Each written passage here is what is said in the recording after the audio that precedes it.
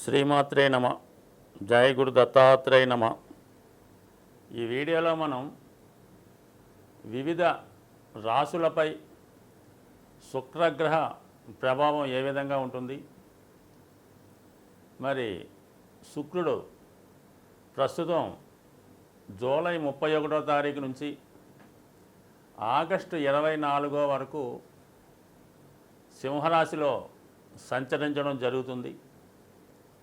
August 24 నుంచి September 18 వరకు కన్యారాశిలోకి ప్రవేశించడం జరుగుతుంది. అయితే కన్యారాశిలో శుక్రుడు నీచ స్థితి పొందడం జరుగుతుంది. అంటే అత్యంత బలహీనమైన స్థితి ఏర్పడుతుంది. సో అలాగే శుక్రుడు సింహరాశి యందు ఉన్నప్పుడు కూడా శత్రుస్థానం అవటం వల్ల ఇంకా బలహీనమవుతూ, ఒక విధంగా చెప్పాలంటే మీకు జూలై 31 నాటికి ఉన్నటువంటి 100% బలం సింహరాశిలోకి ప్రవేశించిన దగ్గర నుంచి కన్యరాశిలోకి ఇంచుమించుగా మనకి సెప్టెంబర్ 18 అంటే తులారాశిలో ప్రవేశించినంత వరకు కూడా శుక్రుడు నెమ్మదిగా తన యొక్క బలాన్ని కోల్పోవడం జరుగుతూ ఉంటుంది. అంటే 100% ఉన్నటువంటి శుక్రుడు 0 స్థాయికి రావడం జరుగుతూ ఉంటుంది. మళ్ళీ తులారాశిలోకి సెప్టెంబర్ 18 తర్వాత తన స్వక్షేత్రంలోకి చేరడం వల్ల తిరిగి మళ్ళా శుక్రుడు సంపూర్ణ బలాన్ని చేకూర్చుకుంటాడు.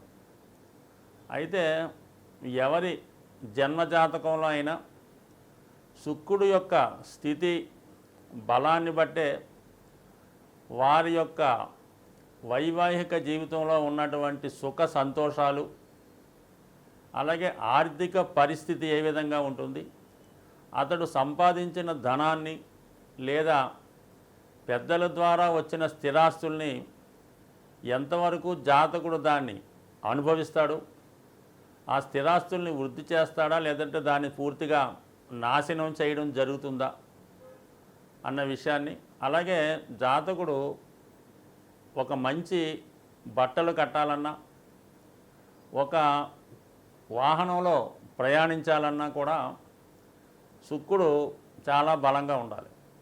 శుక్రుడు బలంగా ఉన్నవాళ్ళు ఏదన్నా చిన్న ప్రయాణానికి కూడా ఫ్లైట్లో ప్రయాణం చేస్తుంటారు. ఖరీదైన కారులో వాళ్ళకి సమకూరుతుంటాయి. అది ప్రభుత్వం అవ్వచ్చు, సొంతం అవ్వచ్చు. శుక్రుడు బలం ఉంటే ఆ విధంగా అవి అనుభవంలోకి రావడం జరుగుతుంది. మరి శుక్రుడు బలహీనంగా ఉన్నప్పుడు కేవలం ఆర్డినరీ బస్సుల్లోనో జనరల్ కంపార్ట్మెంట్లోనో ప్రయాణం చేయవలసి ఉంటుంది.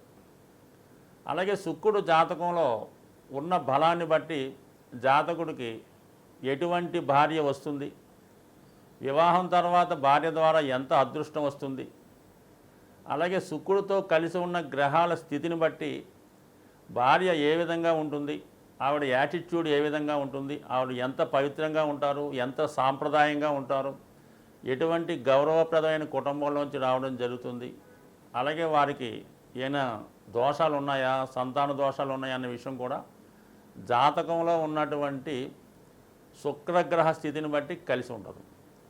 సో ఏదైనా ఒక జాతకంలో ఎన్ని యోగాలు ఉన్నా జాతకుడు అందమైన జీవితాన్ని, సౌకర్యవంతమైన జీవితాన్ని అనుభవించాలంటే ఖచ్చితంగా ఆ జాతకుడు శుక్రుడు యొక్క బలం ఉండాలి. అయితే జన్మజాతకంలో శుక్రుడు బలం చాలా బాగుంటే వాడి జీవితాంతం సౌకర్యాలు ఉంటాయి. శుక్రుడు బలహీనంగా ఉంటే వాడు ఎంత ఉన్నా కూడా అనుభవించలేకపోతుంటాడు.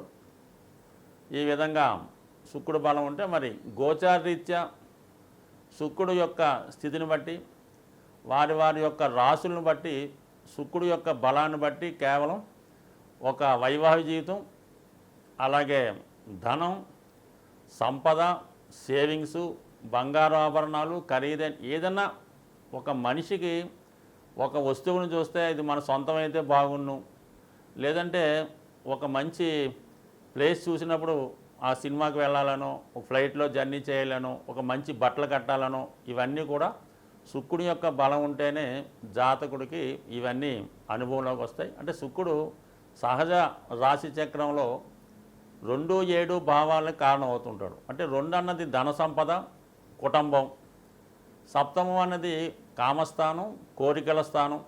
జీవితంలో అసలు మానవ జన్మ ఎత్తడానికే కోరికలు కారణం. ఆ కోరికలు తీరకుండానే జాతకుడు మళ్ళీ మళ్ళీ జన్మ ఎత్తుతూ మళ్ళీ కొత్త కోరికలు పెంచుకుంటూ తీర్చుకుంటూ ఉంటాడు. అందుకని శుక్రుడు జాతకంలో అత్యంత ఇంపార్టెంట్ అయినటువంటి గ్రహం. మరి శుక్రుడు దశావతారాల్లో పరశురామ అవతారానికి ప్రతీక అవటం వల్ల విపరీతమైనటువంటి కోపాన్ని కలిగి ఉంటారు. ఏదైనా సమూలంగా నాశనం చేసే శక్తి కూడా శుక్రగ్రహానికి ఉంటుంది. అలాగే నవగ్రహాల్లో అత్యంత శక్తివంత గ్రహం శుక్రగ్రహం. కేవలం శుక్రునికి మాత్రమే మృత సంజీవిని అనే అద్భుతమైన విద్య తెలిసింటే చనిపోయిన వాళ్ళని బతికించగలిగే శక్తి శుక్రగ్రహానికి ఉంటుంది. సో జాతకుడికి శుక్రబలం ఉంటే మరణస్థానంలో అయినా శుక్రుడు గోచారీత్యా అనుకూల స్థితిలో ఉన్నప్పుడు జాతకుడు మరణాన్ని కూడా పొందలేకపోతుంటాడు. అంటే ఎంత మరణస్థితిలో ఉన్నా శుక్రగ్రహ బలం ఉంటే జాతకంలో మళ్ళా మృత్యువు నుంచి తిరిగి కోలుకునే అత్యంత శక్తివంత గ్రహం శుక్రగ్రహం. అటువంటి శుక్రగ్రహం ప్రస్తుతం సింహరాశి అన్నది శత్రురాశి. ఎందుకంటే ఒక గ్రహం ఉచ్చస్థానంలోకి వెళ్తున్నప్పుడు బలాన్ని పొందుతూ ఉంటాడు. అంటే శుక్రుడు మీనరాశిలోకి వెళ్తే బలాన్ని పుంజుకోవడం జరుగుతూ ఉంటుంది, అది ఉచ్చస్థానం. మరి కన్యారాశిలోకి వచ్చినప్పుడు శుక్రుడు బలహీన స్థితి పొందడం జరుగుతూ ఉంటుంది. ఆల్రెడీ శుక్రుడు జలతత్వ గ్రహం, సింహరాశి అగ్నితత్వ గ్రహం. అందుకని శుక్రుడు ఈ సింహరాశిలో ప్రవేశించినప్పటి నుంచి వ్యక్తిగతంగా ప్రతి జాతకుడికి కూడా ఆర్థిక పరిస్థితి కంపల్సరీగా వాడు దాచుకున్న ధనం, సంపాదించిన ధనం ఆవిరైపోతూ ఉంటుంది, మనం మొత్తం ఖర్చు అయిపోవడం జరుగుతుంటుంది. అలాగే మనీ రిలీజ్ అవ్వడం కూడా కష్టం ఉంటుంది. అంటే ప్రభుత్వం వారు మరి ప్రజలకి సప్లై చేయవలసిన ధనం సకాలంలో చేయలేకపోవడం వల్ల, పెద్ద పెద్ద వారి నుంచి ధనం బయటికి రాకపోవడం వల్ల మనీ రొటేషన్ తగ్గడం, తద్వారా వీళ్ళు ఆర్థిక పరంగా ఎదుర్కోవడం జరుగుతుంది. దాని తర్వాత శుక్రుడు ఆగస్టు 24 తర్వాత కన్యారాశిలోకి ప్రవేశిస్తాడు. కన్యారాశిలో ప్రవేశించడం ఇంకా అక్కడ ఉన్నటువంటి కేతుతో కలుస్తాడు. ఎప్పుడైతే శుక్రుడు తన శత్రుగ్రహం అయినటువంటి కేతుగ్రహాన్ని కలుస్తాడో 100% జాతకుడు మొత్తం తన యొక్క ఆర్థిక పరిస్థితి జీరోకి రావడం జరుగుతుంది. ముఖ్యమైన అవసరాలు కూడా మనీ ఇబ్బంది పడడం జరుగుతుంటుంది.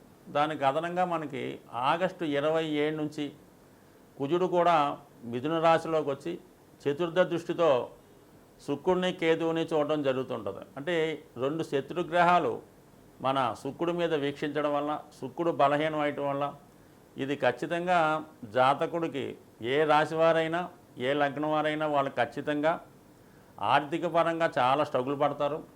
రెండు వైవాహిక జీవితంలో సమస్యలు ఎదుర్కొంటారు.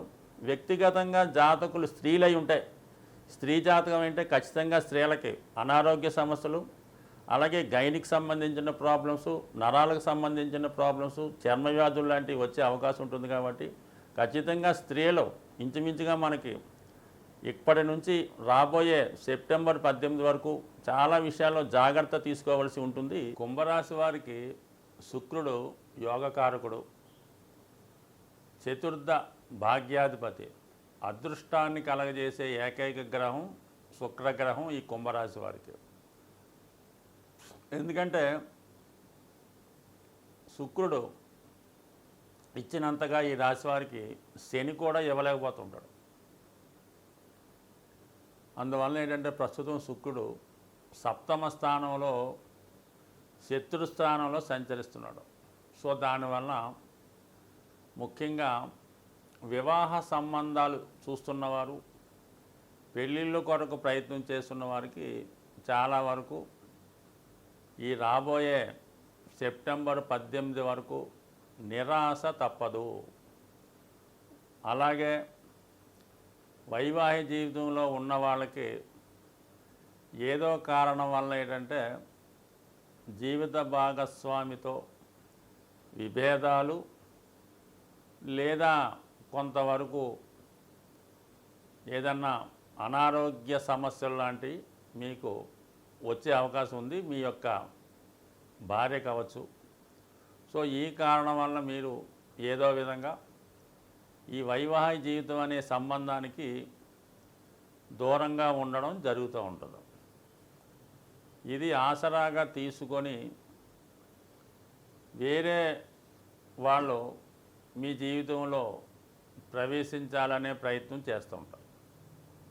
సో ప్రస్తుతం మీ యొక్క గోచార స్థితి జాతకం చాలా బలహీన స్థితిలో ఉన్నదన్నమాట. ఎవరి నుంచి ఎటువంటి తప్పు జరిగినా దానికి మీరే కారణం అన్న విధంగా ప్రస్తుతం మీ యొక్క జీవితం నడుస్తుంది.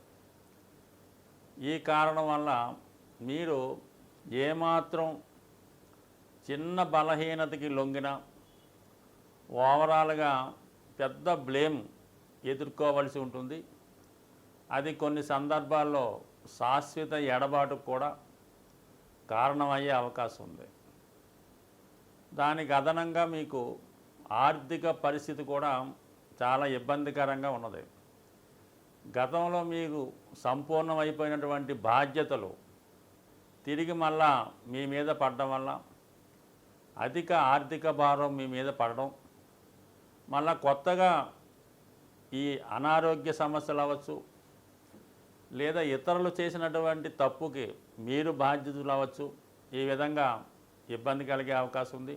అలాగే గృహంలో ఏవైనా విలువైన వస్తువులు పోవడం, ఏదైనా డాక్యుమెంట్స్ లాంటివి ఏమైనా పోవడం కానీ, గృహం సడన్గా ఏదన్నా రిపేర్కో ఇంకొక ఇబ్బందికో గురి అవ్వడం కానీ, లేదంటే ఏదన్నా వాటి మీద మనకేమైనా రుణాలు ఉంటే వాళ్ళు ఈ గృహాన్ని జప్తు చేయడం కానీ, స్వాధీనం చేసుకునే ప్రయత్నం జరగడం కానీ, లేదా మిమ్మల్ని ఆ విధంగా భయపెట్టడం కానీ జరిగే అవకాశం ఉంటుంది. లేదా మీరు ఎవరికైనా ఖాళీ ప్రో నోటు మీదో చెక్కు మీదో సంతకం పెట్టి ఇచ్చుంటే వాళ్ళు మిమ్మల్ని బ్లాక్మెయిల్ చేయడం కానీ ఇటువంటివి జరిగే అవకాశం ఉంటుంది. కాబట్టి సాధ్యమైనంత వరకు ఆర్థిక లావాదేవీల్లో చాలా జాగ్రత్తగా వ్యవహరించండి. ఎట్టి పరిస్థితుల్లో కూడా ఇతరుల యొక్క బాధ్యతలు మీ నెత్తి మీద వేసుకునే ప్రయత్నం చేయవద్దు.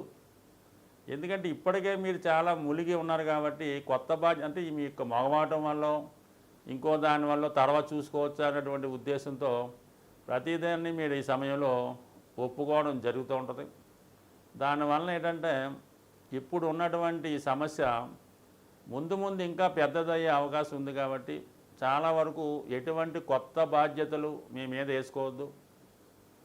అలాగే ముఖ్యంగా షూరిటీ పెట్టడం కానీ, స్త్రీల విషయంలో చాలా జాగ్రత్తగా వ్యవహరించండి. జీవిత భాగస్వామి యొక్క ముఖ్యంగా భార్య యొక్క ఆరోగ్యంలో శ్రద్ధ పెట్టుకోవడం మంచిది. అలాగే మీ ఇద్దరి మధ్య ఇతరులు ప్రవేశించకుండా జాగ్రత్త తీసుకోండి. ఎటువంటి రూమర్స్ కానీ అపనిందలు కానీ వచ్చినప్పుడు అది ఖచ్చితంగా నమ్మకూడదు. ఏదన్నా వాస్తవం తెలుసుకొని నడవడం మంచిది. ఏదైనా కొంతవరకు ఆర్థిక విషయాల్లో జాగ్రత్తగా ఉండడం మంచిది. శుక్రుని యొక్క ఇబ్బందుల నుంచి కష్టాల నుంచి బయటపడాలంటే ముఖ్యంగా మగవారు స్ఫటికమాల ధరించడం అన్నది చాలా అనుకూలిస్తుంది. దీనివల్ల మీరు ఎటువంటి వ్యామోహాలకి లొంగకుండా ఆర్థిక పరంగా స్థిరపడడం, మనసు కంట్రోల్లో ఉండడం జరుగుతూ ఉంటుంది. అందువలన కంపల్సరిగా మరి ఈ సమయంలో మీరు స్ఫటికమాల ధరించడం అన్నది ఉత్తమం. అలాగే ఆర్థిక పరంగా వ్యాపార అభివృద్ధికి గోమతి చక్రాలు ఒక 11 తీసుకొని చక్కగా శుభ్రంగా ఉన్నటువంటివి తీసుకొని ఒక కవర్లో, ప్లాస్టిక్ కవర్లో బయటకు కనబడే విధంగా క్యాష్ బాక్స్లో పెట్టుకోవడం వల్ల చాలా మంచిది. అలాగే మరి అవకాశం ఉన్నవాళ్ళు మీ ఇంట్లో అవకాశం ఉండి మీకు ఆనవాయితీగా ఉంచుతుంటే చిన్నది ఒక బొటన వేలు ప్రమాణం గలది స్ఫటిక శివలింగం కానీ, స్ఫటిక శ్రీచక్రం కానీ వీలైతే 2 ఒక చోట ఉంచుకొని మరి స్ఫటిక శ్రీచక్రానికి కుంకుమతోనూ పూజ చేయాలి, లేదంటే కుంకుమతో కప్పి ఉంచాలి.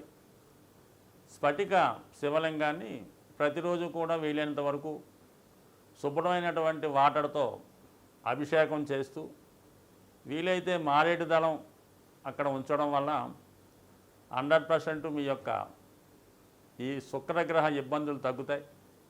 ఇంకా అవకాశం ఉన్నవాళ్ళు చిన్నపిల్లల యొక్క అంటే ముఖ్యంగా అమ్మాయిల యొక్క పుట్టినరోజుకి కానీ, వాళ్ళు వాణి ఫంక్షన్కి కానీ, లేదంటే వారికి వివాహం అవుతున్నప్పుడు మీరు ఆ ఫంక్షన్లో పాలకోవా అక్కడ ఉన్నటువంటి వచ్చిన వారికి పంచిపెట్టడం, లేదా పెద్దగా భోజనాలు చేస్తుంటే పెరుగు, ఆవు పెరుగైనా ఒక 5 లీటర్లు, ముఖ్యంగా 6 లీటర్లు పెరుగు ఈ పెళ్ళి జరిగినప్పుడు అక్కడ వాళ్ళకి కామన్గా ఇస్తుంటారు కదా మన ఊరిలో, అలాగే ఇవ్వటం.